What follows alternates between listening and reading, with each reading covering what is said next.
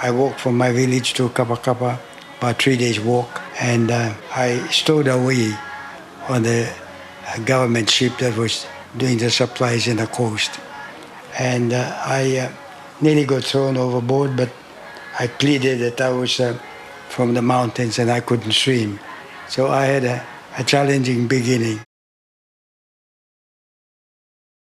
I was appointed the commander of the Defense Force. I was the deputy chairman of the Independence Organizing Committee. I organized all the military ceremonies on the arrival of VIPs, the reception of VIPs, and looking after them. And when the Prince, now the King of British Commonwealth, when he arrived, I was there with him.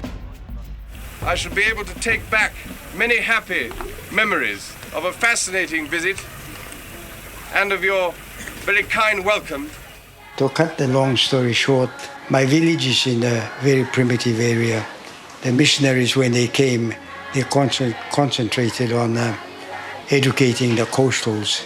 It was easy access to them, but my village is inland of Rigo, and it was difficult. It was a hard living for pastors to administer church and so on. So we were left last behind. So we were newcomers in the process of education and in the process of modernization. I walked from my village to Kapakapa, about 3 days walk, and I stowed away on the government ship that was doing the supplies in the coast. And I nearly got thrown overboard, but I pleaded that I was from the mountains and I couldn't swim. So I had a challenging beginning when I came to Port Moresby in 1953. I struggled to find a school who could take me because I didn't speak English. I was living at that time in a boy house. Mrs. Looked out of the window at 5 o'clock in the morning at Ella Beach, and he saw me watering the garden. And so he said, "Oh, this boy seems to be wanting to work." So I thought I'll take him to a Killa Killa area school. That was the start of my life's journey. I chose to join the army because it was soon after the war. And the stories of my cousins and my brothers and my uncles in the Fajiwaji Angels fascinated me, so I joined the army. But the pay was lousy. Every time the payday came, you were disappointed that you chose the wrong profession. But in the end, things worked out for me. And I'm happy to be where I am now.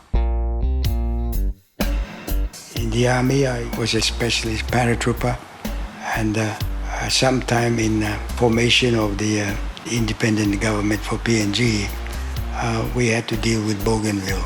At issue is 175 acres of land owned by the natives and needed by Konzinc Rio Tinto for a township and harbour facilities. Police used tear gas and batons to disperse villagers trying to prevent bulldozers clearing the land.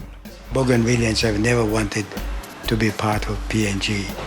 They were insisting on being separate. So what transpired after independence was not new. I did what I had to do, and I said that was enough. 6 years as a commander of the Defense Force. Afterwards, the 500 troops on parade marched in slow and quick time, bearing the new colour past the Queen and the commander of the Papua New Guinea Defence Force, Brigadier General Diro. We have a reputation we created. We are warriors, and that is still stays firm and intact. But I think there is sufficient goodwill and common sense amongst the officers here in the Defence Force. When I think of what I've done in preparing the Defence Force, I think I have delivered a trouble-free military under the control of political power. That's my hallmark. You have to have some form of discipline to keep the people together and try and aspire common objectives. I was very strong against nepotism, and I never believe in putting my own friends and my own people in power.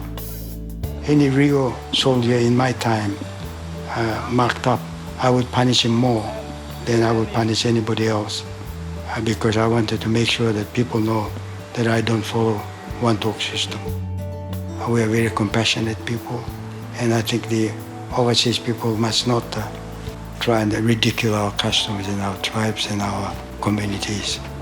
Good countries and good governments have emerged from good people. So we need to make sure that our people are good people through education and through culturing and through parentage control and through the teaching of the Christ. We complain about corruption being systematic and endemic. That is our own invention. So we have to try very hard to change that. We mustn't worship systems. We must worship what is right for the people.